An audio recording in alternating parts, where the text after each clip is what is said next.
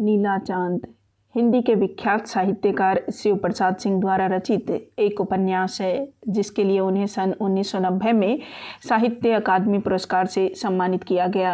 कुछ ऐसी घटनाएं भी होती हैं जो कभी कभार घटित होती हैं, लेकिन वह अपने होने के पीछे कई बड़े सवाल छोड़ जाती हैं। कुछ रहस्य और विस्मय भी। ऐसी विरल घटनाओं को नाम दिया गया है नीला चांद। किंतु नई शताब्दी की दहलीज पर पांव रखने वालों को क्या नीला चांद का अंतिम संदेश पहुंचा दिया गया? रोटी का गोल टुकड़ा चाहिए अवश्यमेव जीने के लिए। क्या पेट भरने पर ऐसा जीना मानव की अभिप्सा को पूरी तरह बांध सकेगा? सर्वदा के लिए नहीं। रोटी के अलावा मानव का मन कुछ मांगेगा। कौन देगा वह संदेश? कौन दिखाएगा अमावस्या की रात में उपेक्षित पड़े नीला चांद को, जो हर मनुष्य को सहज प्राप्त है? सिर्फ नीला चांद, जो न तो धर्म उपदेश है न ही अखबार का एक पन्ना। आइए सुनते हैं फिर इस उपन्यास को विस्तार से।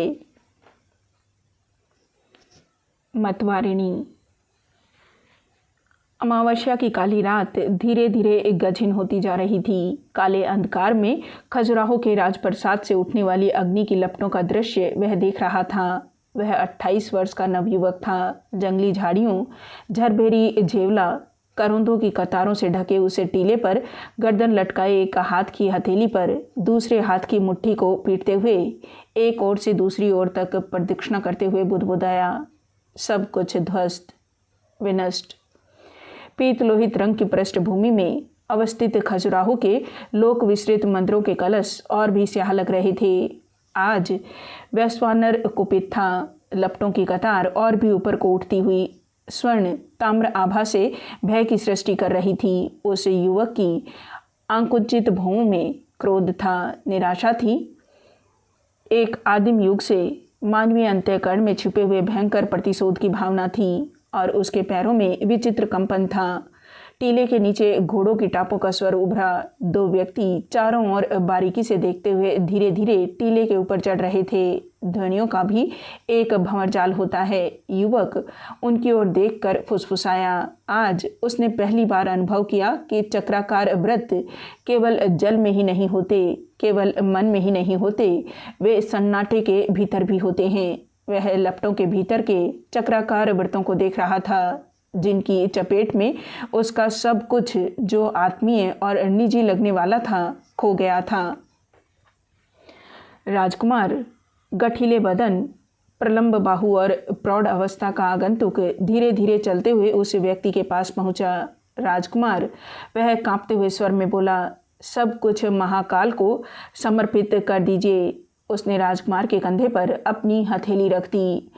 मुझे डूब मरना चाहिए था, किंतु शायद अभी भी कुछ और घटने वाला है, यह सोचकर मेरे भीतर का अंतर्यामी बोल रहा है। यह आरंभ है।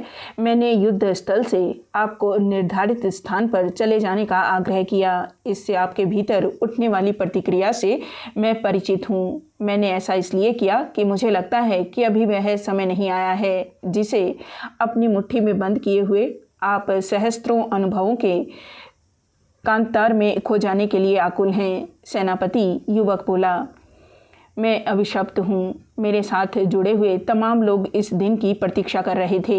असल में वे जी नहीं रहे थे, जीने का नाटक कर रहे थे। आपने युद्ध भूमि में हाथ जोड़कर जब कहा, कभी कभी प्रतिशोध के लिए पीछे भी हटना पड़ता है। राजकुमार, मैं चंद्रात्रेय वंश की कीर्ति की शपथ दिलाते हुए कह रहा हूँ कि आप लौट जाइए। गोपाल भट्ट, राजकुमार बोला, मुझ पर पूर्वजों की शपथ का कोई प्रभाव नहीं पड़ा, पर जब आपने भाभीजू को सुरक्षित स्थान पर ले जाने का आग्रह किया तो मेरे सामने कोई विकल्प नहीं था। मुझे कापुरुष की तरह अपनी सेना को छिन्न भिन्न होते देखकर भी अनारियों की तरह मुँह छिपाए राजप्रसाद में आना पड़ा।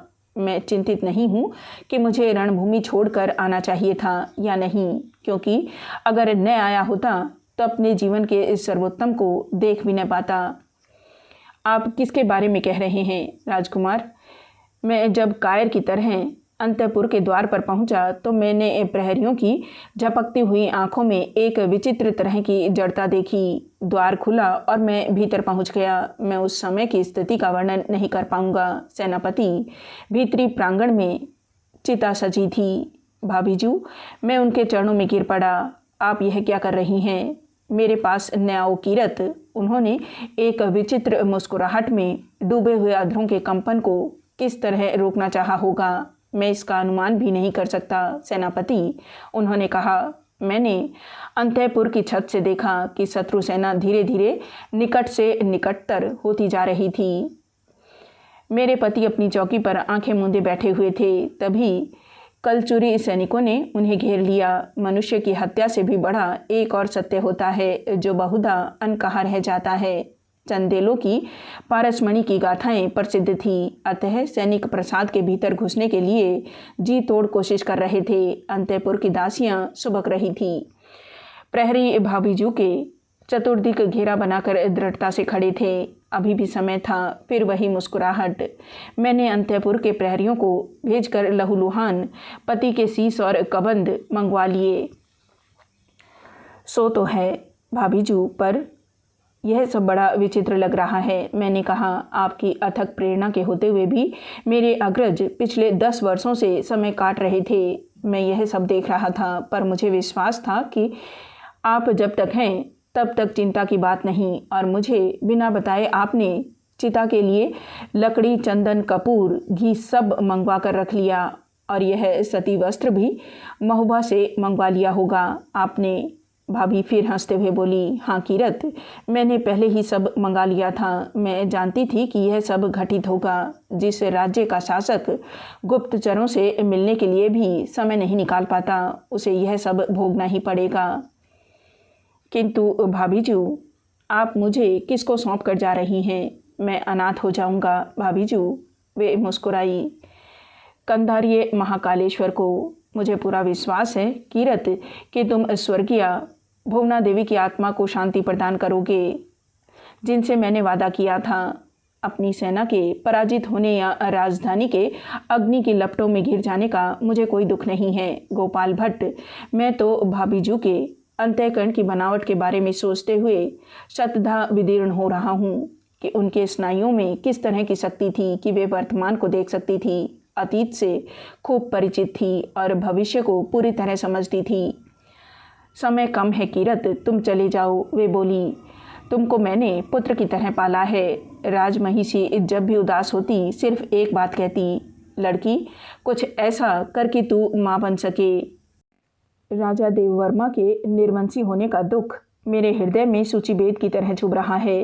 अपने पराक्रम से जिस राज्य को श्री हर्षदेव वर्मा ने स्वतंत्र बनाया, राज राजेश्वर दंगदेव अनेक बार बाहरी शत्रुओं के आक्रमण की खबर पाते ही पूरी सेना लेकर सिंधु नदी के पास उद्भांड पहुंच जाते।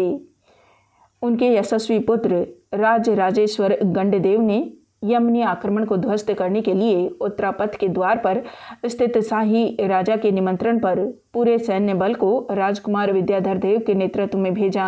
राजपूतों की संघबद्ध प्रतिरक्षा को देखकर शत्रु कांप उठा।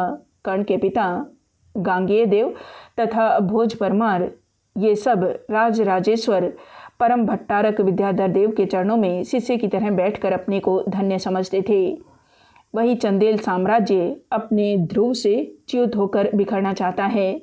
वे ही अब देववर्मा की निर्बल और उदासीन मनस्थिति देखते हुए हमारे शत्रु हो चुके हैं। मैं उन्हें आदर देती हुई बोलती, मातेश्वरी, मेरी अभिनय को क्षमा करिएगा।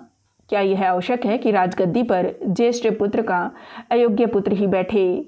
मैं अपनी इन नीति को पहचानती हूँ। मैंने कीरत को अपने पुत्र से भी अधिक ममता से पाला है। वही आशा का केंद्र है, कल्याण का सेतु है, अमावस्या का चंद्र है। सुन लड़की, मातेश्वरी भुवना देवी कहती, मैं तो अब तुझे छोड़कर जाने वाली हूँ। वंश का उद्धार सिर्फ तेरे हाथों से ही हो सकेगा।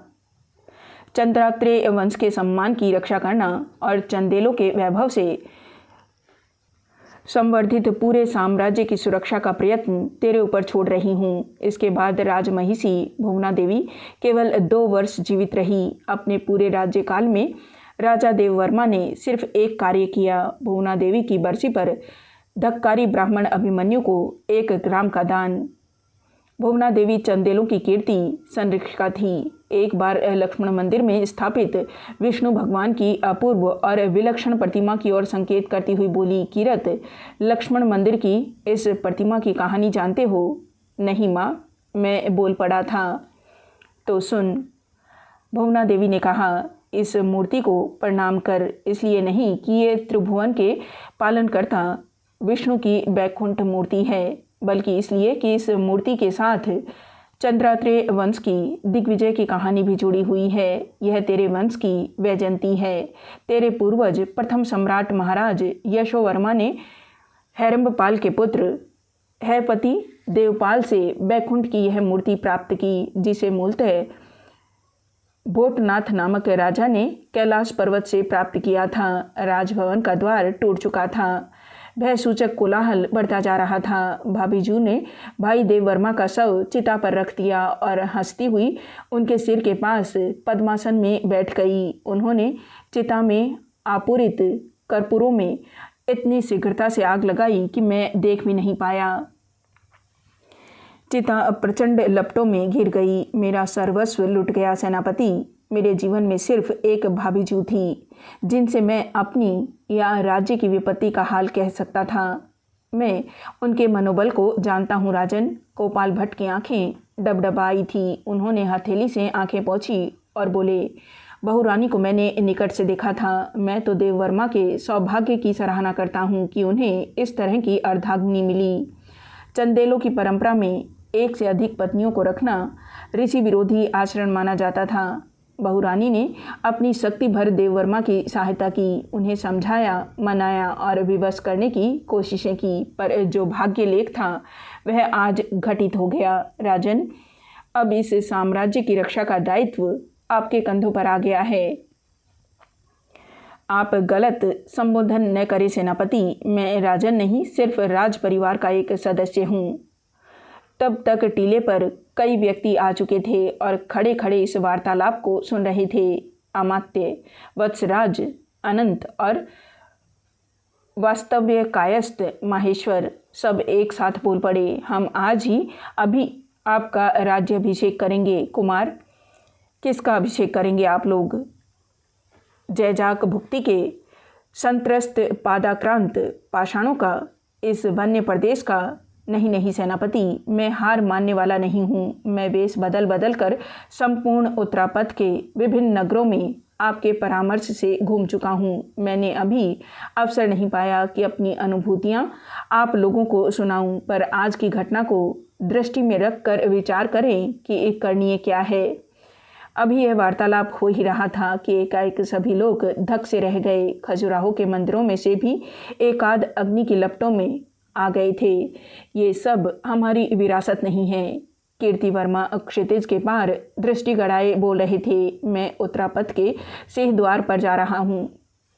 मैंने देखा कि अघटनीय घटने वाला है। आप लोगों में से कोई भी वहाँ जाता तो इस घटनीय की सूचना लेकर ही लौटता, क्योंकि यह एक विशेष कालावधि का चक्र है जो अंतिम चरणोत्कर्ष को छूकर नीचे लुढ़क रहा है। विक्रम संवत 1057 मैंने उस जागृत व्यक्ति के मुंह से सुना। उन्होंने कहा, अब इतिहास अपने चरम बिंदु को छू रहा है। भारतवर्ष प्रधानतः जिसे आर्यावर्त कहा जाता रहा है, यानी आर्यावर्त की चेतना से गठित मनोमस्तिष्क वाले राष्ट्रकुल, जो कुछ उत्तर पश्चिम में हो रहा है उससे पूरी तरह अभिज्ञ नहीं है।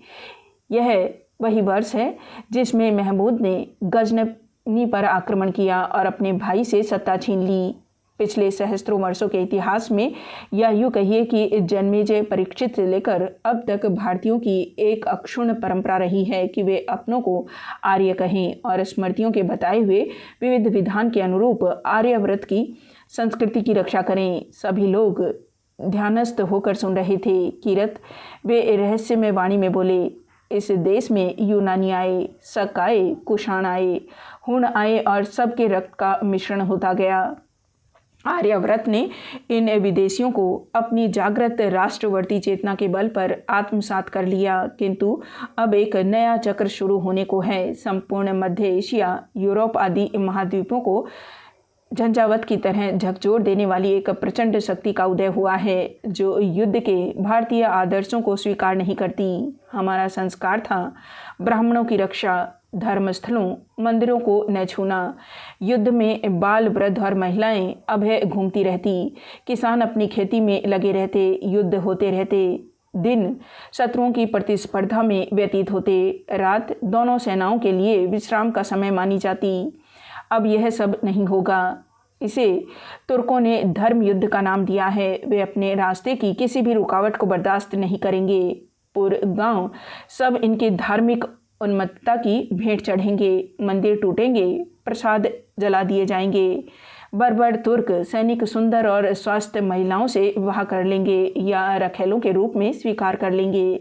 शेष लोग गजनी और मध्य एशिया के बाजारों में नीलाम किए जाएंगे। हमारे सामने दो ही विकल्प हैं, या तो लड़ते हुए वीर गति को प्राप्त करो या इनके धर्म को स्वीकार करके इनके आश्रित बन जाओ। क्या इनसे बचने का कोई उपाय है राजकुमार? गोपाल भट्ट ने कहा। यह तो देश के हृदय स्थल पर भीषण मर्मांतक प्रहार होगा। क्या उस जागृत पुरुष ने और कुछ कहा?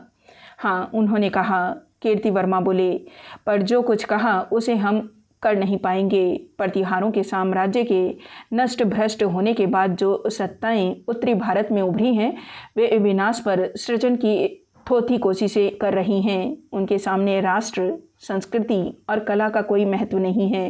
वे छोटे छोटे राज्यों में विभक्त हैं। उनके लिए आर्यव्रत की गरिमा की रक्षा कर्तव्य नहीं है। केवल व्यक्तिगत अहंकार को तृप्त करने के लिए परस्पर युद्ध में रत हैं वे। इसका सिर्फ एक विकल्प है कि या तो समग्र आर्यव्रत में एक नया साम्राज्य बने या सभी राजवंश मिलकर एक अभेद्य संघ का निर्माण करें, जो आज की परिस्थिति में संभव नहीं लगता। किंतु राजन, अनंत बोले, क्या चंदेल कुलभूषण विद्याधर देव ने ऐसा ही प्रयत्न नहीं किया? क्या यह सत्य नहीं है कि गजनी के बर्बर साम्राज्य के आक्रमण को निरस्त करने के लिए महाराज गंडदेव ने शाही राजा आनंद पाल के निमंत्रण पर पश्चिमोत्तर द्वार की रक्षा के लिए विद्याधर देव के नेतृत्व में राजपूत संघ को महमूद को रोकने के लिए भेजा? क्या इस युद्ध के लिए भारतीय ललनाओं ने अपने आभूषण बेचकर राजकुलों के संघ की सहायता नहीं की? अमात्य अनंत, कीर्ति वर्मा ने कहा। उसका परिणाम क्या हुआ?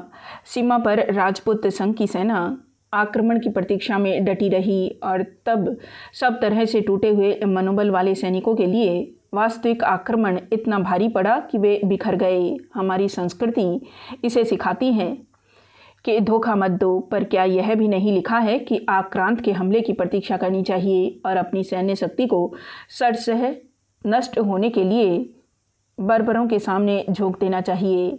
क्या यह रणनीति नहीं है कि आक्रामक को चढ़ाई करने का अवसर देने के पहले उस पर, उसकी राजधानी पर, उसके सैनिक ठिकानों पर सीधे टूट पड़ना चाहिए?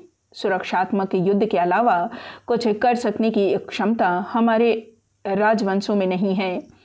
पर राजन, मैंने परम भट्टारक विद्याधर देव की सेना में एक गुल्म सेनानायक की हैसियत से भाग लिया था। कन्नौज के राजा राजपाल ने आक्रामक को आगे बढ़ने के लिए रास्ता दे दिया। विद्याधर देव ने यह सुना तब भारत की अर्गला खोल देने के लिए राज्यपाल को धिक्कारा और दोनों में संघर्ष हो गया।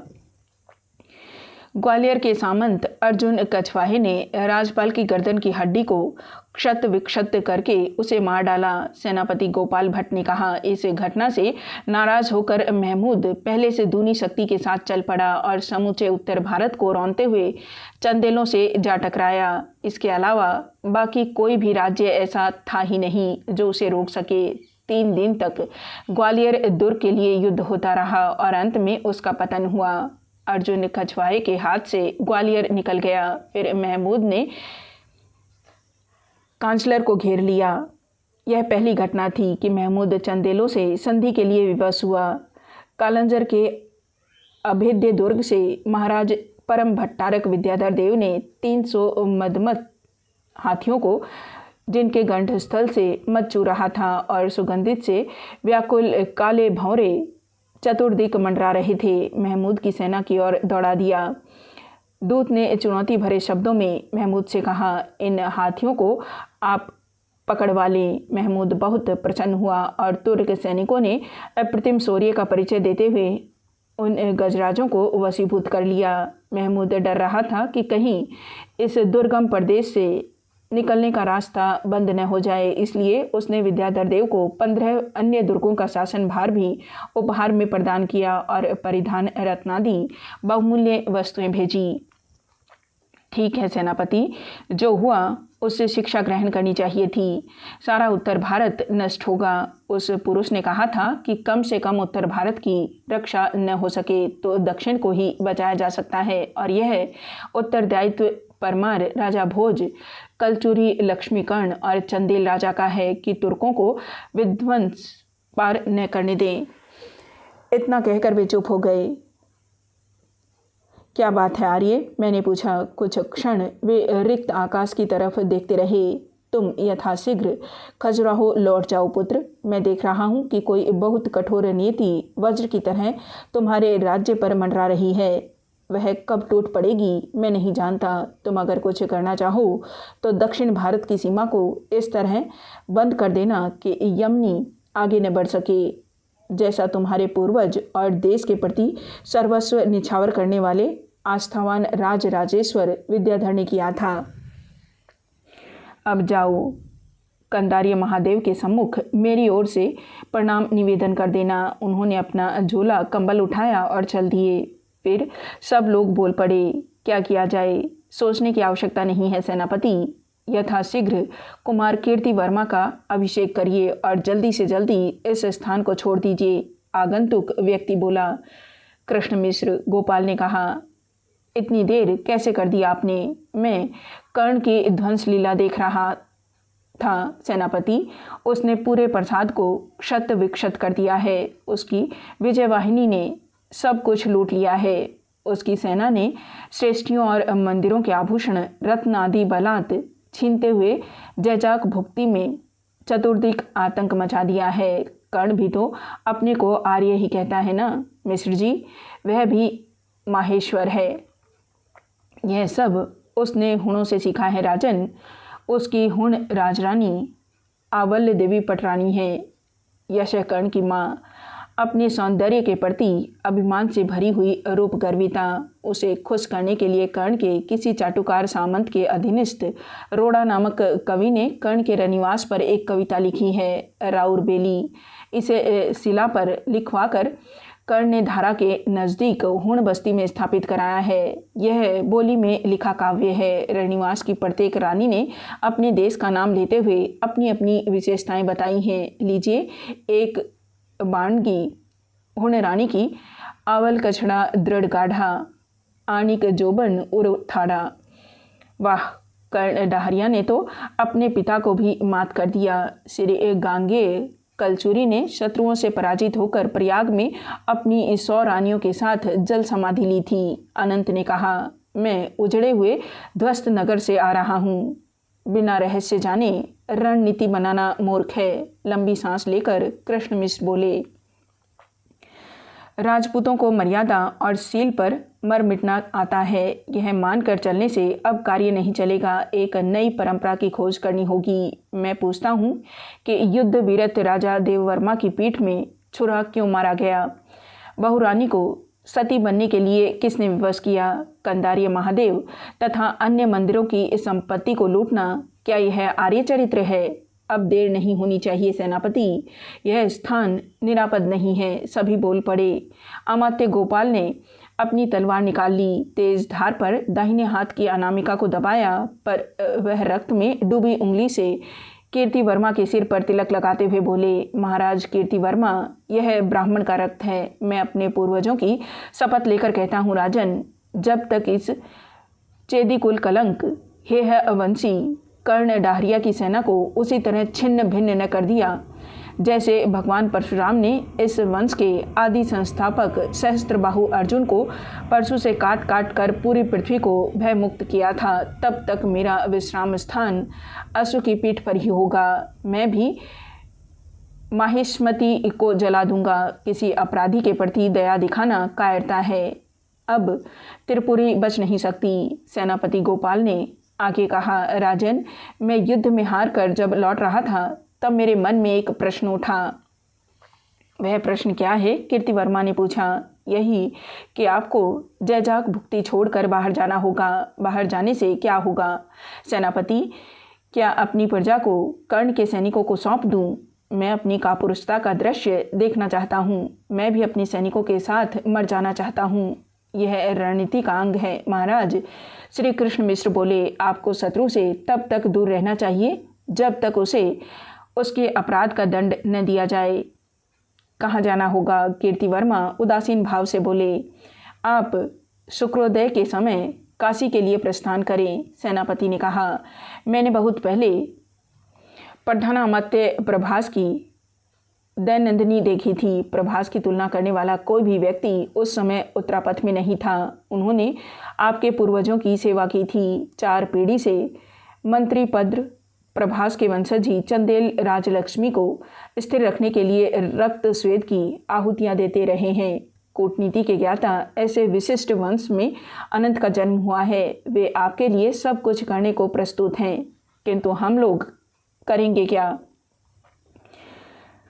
मुझे अपने निजी गुप्तचरों से मालूम हुआ है कि कर्ण ने अपनी सारी सेना जयजाग भुक्ति को नष्ट भ्रष्ट करने के लिए छोड़ दी है और स्वयं 500 घुड़सवारों के साथ वाराणसी को रवाना हो गया है। मैं तैयार हूँ। अनंत बोला, मुझे क्या करना होगा यह भी जानता हूँ।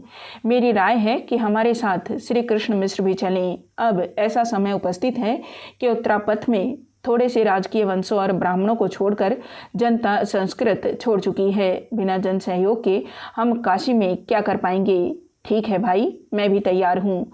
श्री कृष्ण मिश्र ने कहा, मैं बोलियों का ज्ञाता तो नहीं हूँ, पर पिछले 10 वर्षों से बाहर का जीवन देखते हुए मैंने अनुभव किया है कि हमें काम चलाऊ ढंग से बोलियों का ज्ञान होना ही चाहिए। मैंने राजा देववर्मा के सामने निवेदन किया था कि भोज परमार और गांगेय कलचुरी तथा चालुक्य भीम के राज दरबारों में होड़ लगी है कि अधिक से अधिक कलाकार, कवि, नाटककार, शिल्पी और मूर्ति तक्षक उनकी राजधानियों में बस जाएं। हमारे यहाँ स्थिति ही दूसरी है। जाने कितने कलाकार और शिल्पी जिन्होंने खजुराहो में भारतीय संस्कृति के सबसे अनमोल स्थापत्य का विकास किया, वे सब राजधानी छोड़कर चले गए। सच तो यह है कि महाराज देववर्मा की उदासीनता के कारण मैं भी बाहर चला गया, पर मन यहीं अटका रहा। किंतु मेरी एक शंका है। अमात्य वत्सराज बोले, जब कर्ण वाराणसी ही जा रहा है तो क्या यह समझदारी मानी जाएगी कि महाराज कीर्तिवर्मा को तथा उनके साथियों को भी वहीं भेजा जाए? हाँ अमात्य, पर इस प्रश्न का उत्तर मैं नहीं दे रहा हूँ। मैं तो धंगदेव के प्रधानामात्य प्रभास की दैनंदिनी देखकर कह रहा हूँ कि शत्रु से बचने का सबसे उत्तम स्थान वही है जहाँ शत्रु का निवास हो। आप लोग यहीं बैठे थोड़ा विश्राम कर लें। कल सूर्योदय के कुछ पहले मैं यहीं आऊँगा और शत्रु की गतिविधि देखकर पूरे कार्यक्रम की पुनः परीक्षा कर लेंगे। इतना कहकर सेनापति गोपाल अपने घोड़े पर उछलकर बैठे और जलते हुए नगर की ओर चल पड़े।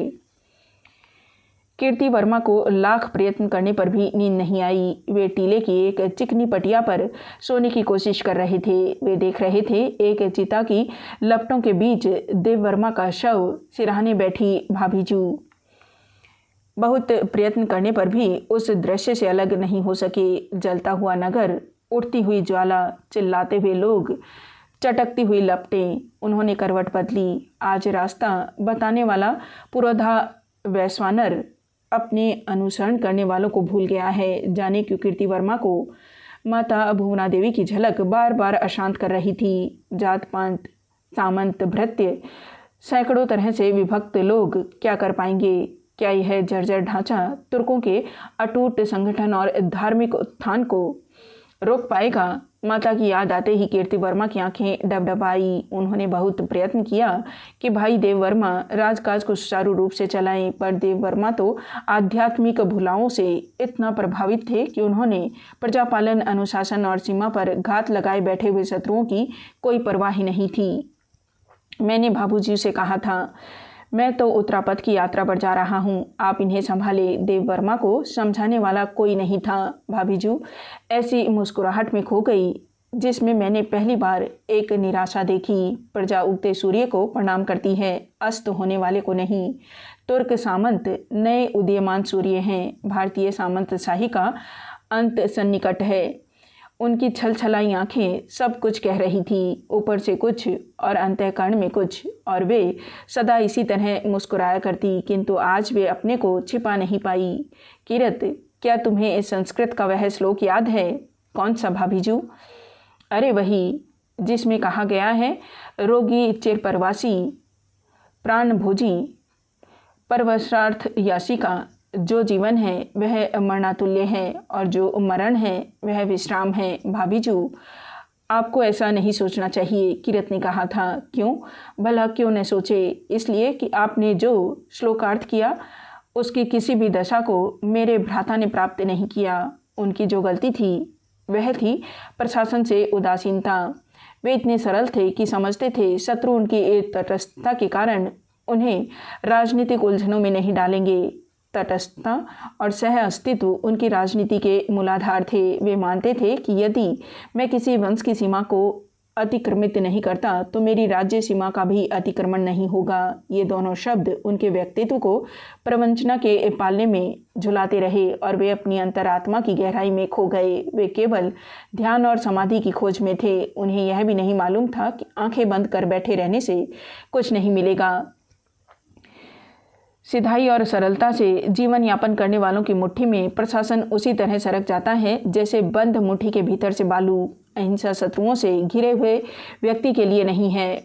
मच्छरों को न मारना धर्म है, क्योंकि हम अहिंसा में विश्वास करते हैं। वस्तुतः यह परले दर्जे की मूर्खता है। उन्होंने अहिंसा को राजधर्म बनाने का प्रयत्न किया। खजुराहो के जैन मंदिर इस बात के प्रमाण हैं। देखो किरत, भाभीजू बोली, यह मेरी भविष्यवाणी तो नहीं है, सिर्फ मन के अंदर उठने वाला एक संशय है कि चक्रवर्ती चंदेलों के राज्य का विनाश निकट है। मैंने अपने पति को बहुत समझाया, पर वे अपरिग्रही होने का संकल्प ले चुके थे। भुवना देवी उस प्रकोष्ठ के द्वार पर स्थित होकर भाभीजू और मेरी वार्ता को जाने कब से सुन रही थी। वे बोली, बहू, तूने अपने पति के बारे में जो सोचा है वह गलत तो नहीं है, पर शास्त्र विरोधी अवश्य है। चंदेलों की राजलक्ष्मी अगर विचलित होगी तो उन्हीं कारणों से जिनकी घोषणा ऋषि चंद्रात्रेय ने की थी। उन्होंने कहा था कि यह वंश तब तक फूले फलेगा जब तक इस वंश के लोग सुरापान नहीं करेंगे, ब्रह्म हत्या नहीं करेंगे, अनुचित संबंध नहीं करेंगे और नाम के अंत में वर्मा लिखना छोड़ नहीं देंगे। इसमें वस्तुतः 3 ही शर्तें थी। मेरे पुत्र देव वर्मा ने इनमें से कोई भी शपथ नहीं तोड़ी है।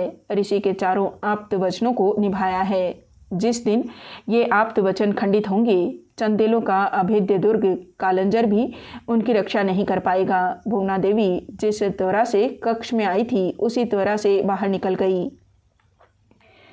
घोड़ा आकर टीले के नीचे रुक गया। उसकी टापों से सन्नाटे के अंदर एक विचित्र प्रकार का कंपन हो रहा था। महाराज, सेनापति गोपाल बोले, ये रहे तीनों के लिए बुंदेलखंडी यात्रियों के वस्त्र, इसे आप लोग धारण कर लें। सब लोग तैयार हो गए तो सेनापति गोपाल भट्ट ने कहा, राजन, यह अति गोपनीय मुद्रांकित पत्र है। इसे आप मत्स्योद्री के तट पर स्थित नंदीश्वर मंदिर के पशुपताचार्य वृषध्वज को दें। यह कार्य आपको स्वयं करना चाहिए। आप लोग अपने अपने अश्वों को ले जाइए। यद्यपि मेरे मन में इस बात को लेकर हलचल हुई कि क्या अब प्रचंड को काशी ले जाना चाहिए या नहीं। सेनापति कीर्ति वर्मा ने कहा, अगर आप चाहें तो मैं इसे यहीं छोड़ने को तैयार हूँ। आप तो तैयार हैं, पर कर्ण के सैनिक इस प्रकार के अश्व को बंधा हुआ छोड़ जाएंगे। सुनो अनंत, मैं तुमको शपथ दिलाते हुए कह रहा हूँ, तुम्हारे पूर्वज प्रभास का जन्म अंगिरा और न्याय दर्शन के प्रवर्तक अक्षपाद गौतम की परंपरा में हुआ था। अभिनव कौटिल्य की पदवी पाने वाले दंगदेव के प्रधान अमात्य प्रभास का समूचा तप तुम्हें ललकार रहा है। उठो और दिखला दो कि ब्रह्म क्षत्र परंपरा से उत्पन्न वीरों को महामृत्यु का संकट भी डिगा नहीं सकेगा। सेनापति की आज्ञा शिरोधार्य है। अनंत ने हाथ जोड़कर कहा, हमारे वंश का प्रत्येक व्यक्ति पीढ़ियों से इस साम्राज्य का नमक खाता आ रहा है। आप पूर्वजों के ऋण को उतारने का समय आ ही गया है। मैं परम प्रसन्न हूँ सेनापति। साधु साधु कृष्ण मिश्र बोले। मिश्र जी, एक बात आपसे भी कहिए सेनापति। कृष्ण मिश्र बोले, क्या आपको निश्चित रूप से ज्ञात हुआ है कि कर्ण किस रास्ते से वाराणसी जा रहा है? मैं आपसे पूछने ही वाला था कि आप मेरा मंतव्य जान गए। यह तो मालूम है कि खजुराहो से वाराणसी जाने के 3 मार्ग हैं। पहला, जो शांति और आनंद की स्थिति में अपनाया जा सकता है, वह है खजुराहो से महुआ तथा वहाँ से लंबे मार्ग से चलते हुए कान्यकुब्ज और वहाँ से प्रयाग, कंतित, विंध्याचल, मिर्जापुर, चरणाद्री और वाराणसी। जी हाँ, मुझे प्रामाणिक रूप से पता चला है कि कर्ण और उसके अश्वारोही सबसे कम दूरी का रास्ता पकड़ कर जा रहे हैं, यानी खजुराहो से पन्ना, कालंजर, चित्रकूट, कंतित, विंध्याचल, चरणाद्री और वाराणसी। गोपाल भट्ट ने कहा, तो हमें तीसरे रास्ते से जाना होगा। कृष्ण मिश्र ने कहा, यानी खजुराहो से शोणनंद के समानांतर बिलहरी, बुखारा, देवराजनगर, सिंहावल, आभीरपुरा, चरणाद्री और वाराणसी। हाँ, गोपाल भट्ट ने कहा, अनंत, ये थोड़े से द्रम हैं, इन्हें रख लो, कोषागार तो लुट चुका है। अनंत ने थैली ले ली। कीर्ति वर्मा के मस्तक में चक्राकार ज्योति घूम रही थी। आज सब कुछ बेगाना हो गया। वह मन ही मन बुदबुदाए। गोपाल भट्ट ने कीर्ति वर्मा का आलिंगन किया। मैं एक आज्ञा भी देने जा रहा हूँ सेनापति। श्री वास्तव्य माहेश्वर, आज से आप कालंजर दुर्ग के अधिपति बनाए गए। आप कुशल व्यक्ति हैं। आप उस दुर्ग को चाहे जैसे भी हो शत्रु से बचाएं। जो आज्ञा महाराज। माहेश्वर उठकर चल पड़े। तीनों अपने घोड़े पर चढ़े और अंधेरी रात के अंतिम प्रहर में चल पड़े। घोड़े सरपट दौड़े जा रहे थे। टीलों, पहाड़ियों, झाड़ियों के बीच टापों के स्वर उभर रहे थे। कैथ, कटहल, रिया, इगोट के वृक्षों की लटकती हुई डालियां सिर को छू जाती। गया सभी कुछ। अब इन वनस्पतियों के प्यार को क्या किया जाए? कीर्ति वर्मा ने सोचा। भाभीजू के बिना खजुराहो में रहना भी तो संभव नहीं था। हर रात चिता की जलती हुई लपटें। थोड़ा आगे और आगे एक युवती का स्वर समूचे एक कांतार को झंकृत करता हुआ फूट पड़ा। हंसा फिरत विपत के मारे अपने देश निनारे। अब आ बैठे ताल तलैया छोड़े समुद्र किनारे। अपने देश निनारे, अपने देश निनारे। कीर्ति वर्मा की आंखों में अश्रु छलछलाए। उधर सेनापति गोपाल अश्वारोहियों को तब तक जाते हुए देखते रहे जब तक वे वनों में विलीन नहीं हो गए। मातृ शारदे, गोपाल हिचक पड़े। इस राज्य का उद्धार करो। तुम चंदेलों के दक्षिणी द्वार पर स्थित उनकी कुलदेवी हो। आज तक मातृगृह को पार करना कलचुरी या किसी के लिए भी असंभव रहा है। दक्षिणी और उत्तरी दोनों ही सीमाएं आक्रांत हैं। कहाँ जाए माँ? मेरी लज्जा बचा लो देवी। प्रपन्ना हृदय प्रसिद्ध प्रसिद्ध मातृजगतो अखिलस्य। उत्तर द्वार पर स्थित विंध्यवासिनी को उन्होंने याद किया। वही प्रार्थना के स्वर, वही संकट की याद। माताओं, अगर गोपाल जीवित रहा तो सिर्फ तुम्हारे आशीर्वाद के लिए पूरे राज्य की पैदल परिक्रमा करता हुआ तुम्हारे दर्शन करेगा। उन्होंने हथेली से आंखें पोंछी। घोड़ा उनके हृदय की समूची विहलता को समझ रहा था। वह प्रातःकालीन अरुणिमा में धीमे धीमे चल पड़ा।